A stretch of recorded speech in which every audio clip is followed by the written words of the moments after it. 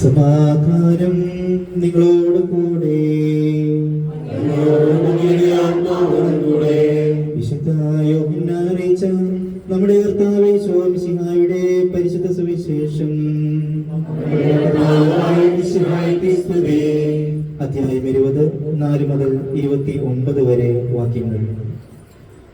12 പേരിൽ ഒരുവനും ദിദീമോസ് എന്ന് വിളിക്കപ്പെടുന്നവനുമായ തോമസ് യേശു വന്നപ്പോൾ അവരോട് കൂടെ ഉണ്ടായിരുന്നില്ല. അതുകൊണ്ട് മറ്റു ശിഷ്യന്മാർ അവനോട് പറഞ്ഞു, ഞങ്ങൾ കർത്താവിനെ കണ്ടു. എന്നാൽ അവൻ പറഞ്ഞു, അവന്റെ കൈകളിൽ ആണികളുടെ പഴുതുകൾ ഞാൻ കാണുകയും അതിൽ എന്റെ വിരലിടുകയും അവന്റെ പാർശ്വത്തിൽ എന്റെ കൈ വയ്ക്കുകയും ചെയ്തല്ലാതെ ഞാൻ വിശ്വസിക്കുകയില്ല.